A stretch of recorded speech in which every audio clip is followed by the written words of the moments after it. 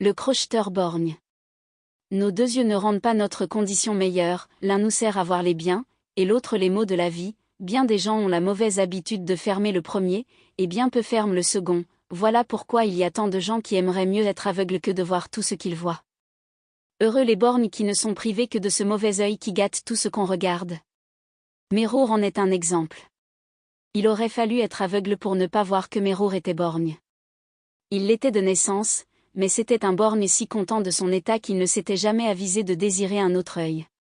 Ce n'étaient point les dons de la fortune qui le consolaient des torts de la nature, car il était simple crocheteur, et n'avait d'autre trésor que ses épaules, mais il était heureux, et il montrait qu'un œil de plus et de la peine de moins contribuent bien peu au bonheur. L'argent et l'appétit lui venaient toujours en proportion de l'exercice qu'il faisait. Il travaillait le matin, mangeait et buvait le soir, dormait la nuit, et regardait tous ses jours comme autant de vies séparées, en sorte que le soin de l'avenir ne le troublait jamais dans la jouissance du présent. Il était, comme vous le voyez, tout à la fois borgne, crocheteur, et philosophe. Il vit par hasard passer dans un char brillant une grande princesse qui avait un œil de plus que lui, ce qui ne l'empêcha pas de la trouver fort belle, et, comme les borgnes ne diffèrent des autres hommes qu'en ce qu'ils ont un œil de moins, il en devint éperdument amoureux. On dira peut-être que, quand on est crocheteur et borgne, il ne faut point être amoureux, surtout d'une grande princesse, et, qui plus est, d'une princesse qui a deux yeux. Je conviens qu'on a bien à craindre de ne pas plaire, cependant, comme il n'y a point d'amour sans espérance, et que notre crocheteur aimait, il espéra.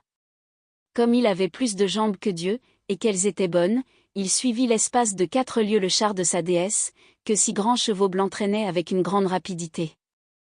La mode dans ce temps-là, parmi les dames, était de voyager sans laquais et sans cocher, et de se mener elles-mêmes. Les maris voulaient qu'elles fussent toujours toutes seules afin d'être plus sûres de leur vertu, ce qui est directement opposé au sentiment des moralistes, qui disent qu'il n'y a point de vertu dans la solitude.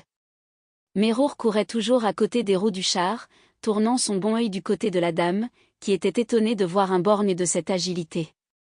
Pendant qu'il prouvait ainsi qu'on est infatigable pour ce qu'on aime, une bête fauve, poursuivie par des chasseurs, traversa le grand chemin et effraya les chevaux, qui, ayant pris le mors aux dents, entraînaient la belle dans un précipice. Son nouvel amant, plus effrayé encore qu'elle, quoiqu'elle le fût beaucoup, coupa les traits avec une adresse merveilleuse.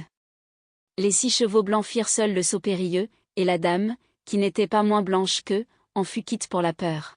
« Qui que vous soyez, lui dit-elle, je n'oublierai jamais que je vous dois la vie. Demandez-moi tout ce que vous voudrez, tout ce que j'ai est à vous. » Ah. Je puis avec bien plus de raison, répondit Mérour, vous en offrir autant, mais, en vous l'offrant, je vous en offrirai toujours moins, car je n'ai qu'un œil, et vous en avez 2, mais un œil qui vous regarde vaut mieux que 2 yeux qui ne voient point les vôtres. La dame sourit, car les galanteries d'un borgne sont toujours des galanteries, et les galanteries font toujours sourire. Je voudrais bien pouvoir vous donner un autre œil, lui dit-elle, mais votre mère pouvait seule vous faire ce présent-là, suivez-moi toujours. À ces mots elle descend de son char et continue sa route à pied, son petit chien descendit aussi, et marchait à pied à côté d'elle, aboyant après l'étrange figure de son écuyer. J'ai tort de lui donner le titre d'écuyer, car il eut beau offrir son bras, la dame ne voulut jamais l'accepter, sous prétexte qu'il était trop sale. Et vous allez voir quelle fut la dupe de sa propreté, elle avait de fort petits pieds, et des souliers encore plus petits que ses pieds, en sorte qu'elle n'était ni faite ni chaussée de manière à soutenir une longue marche. De jolis pieds consolent d'avoir de mauvaises jambes, lorsqu'on passe sa vie sur une chaise longue au milieu d'une foule de petits maîtres, mais à quoi servent des souliers brodés en paillettes dans un chemin pierreux, où ils ne peuvent être vus que par un crocheteur, et encore par un crocheteur qui n'a qu'un œil? Mélinade avançait comme elle pouvait, maudissant son cordonnier, déchirant ses souliers, écorchant ses pieds et se donnant des entorses à chaque pas.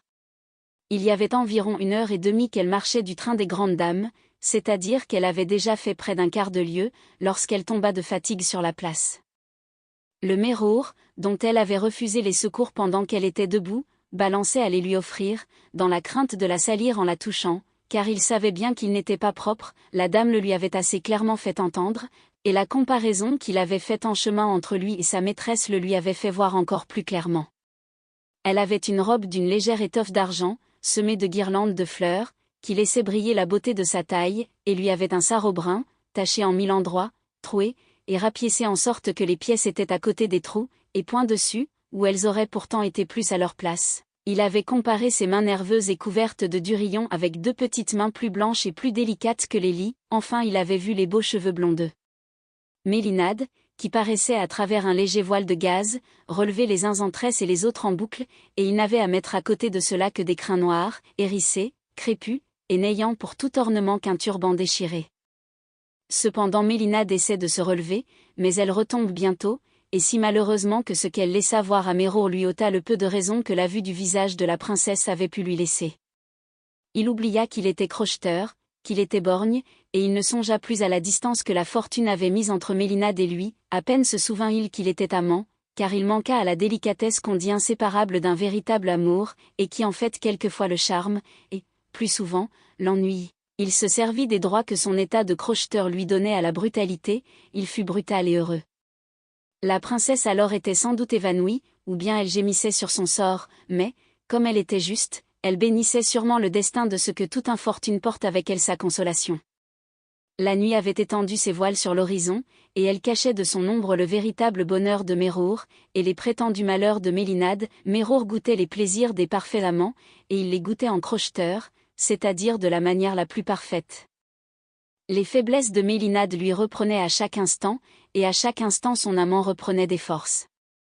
Puissant Mahomet, dit-il une fois en homme transporté, mais en mauvais catholique, il ne manque à ma félicité que d'être senti par celle qui la cause, pendant que je suis dans ton paradis, divin prophète, accorde-moi encore une faveur, c'est d'être aux yeux de Mélinade ce qu'elle serait à mon œil s'il faisait jour. Il finit de prier, et continua de jouir.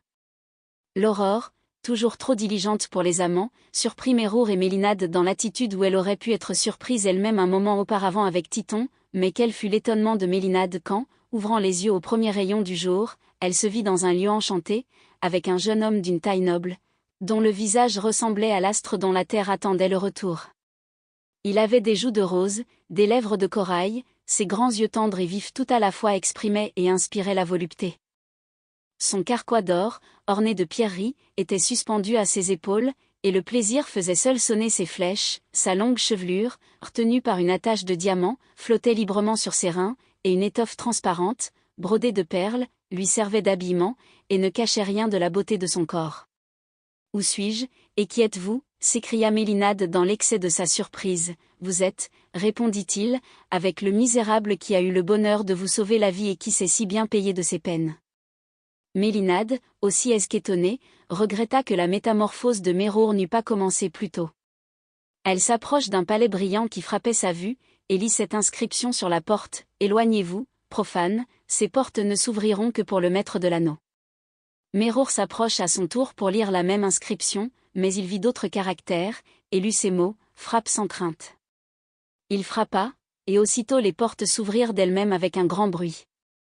Les 2 amants entrèrent, au son de 1000 voix et de 1000 instruments, dans un vestibule de marbre de Paros. De là ils passèrent dans une salle superbe, où un festin délicieux les attendait depuis 1250 ans, sans qu'aucun des plats fût encore refroidi. Ils se mirent à table, et furent servis chacun par 1000 esclaves de la plus grande beauté. Le repas fut entremêlé de concerts et de danses, et, quand il fut fini, tous les génies vinrent dans le plus grand ordre, partagés en différentes troupes, avec des habits aussi magnifiques que singuliers, prêter serment de fidélité au maître de l'anneau, et baiser le doigt sacré auquel il le portait.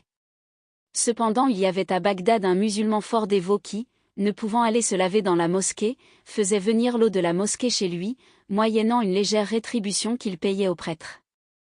Il venait de faire la 5e ablution, pour se disposer à la 5e prière, et sa servante, jeune étourdie très peu dévote, se débarrassa de l'eau sacrée en la jetant par la fenêtre. Elle tomba sur un malheureux endormi profondément au coin d'une borne qui lui servait de chevet. Il fut inondé, et s'éveilla. C'était le pauvre Mérour, qui, revenant de son séjour enchanté, avait perdu dans son voyage l'anneau de Salomon. Il avait quitté ses superbes vêtements, et repris son sarrau, son beau carquois d'or était changé en crochet de bois, et il avait, pour comble de malheur, laissé un de ses yeux en chemin. Il se ressouvint alors qu'il avait bu la veille une grande quantité d'eau-de-vie qui avait assoupi ses sens et échauffé son imagination. Il avait jusque-là aimé cette liqueur par goût, il commença à l'aimer par reconnaissance, et il retourna avec gaieté à son travail, bien résolu d'en employer le salaire à acheter les moyens de retrouver sa chère Mélinade. Un autre se serait désolé d'être un vilain borgne, après avoir eu de beaux yeux, d'éprouver les refus des balayeuses du palais, après avoir joui des faveurs d'une princesse plus belle que les maîtresses du calife, et d'être au service de tous les bourgeois de Bagdad, après avoir régné sur tous les génies. Mais Mesrour n'avait point l'œil qui voit le mauvais côté des choses.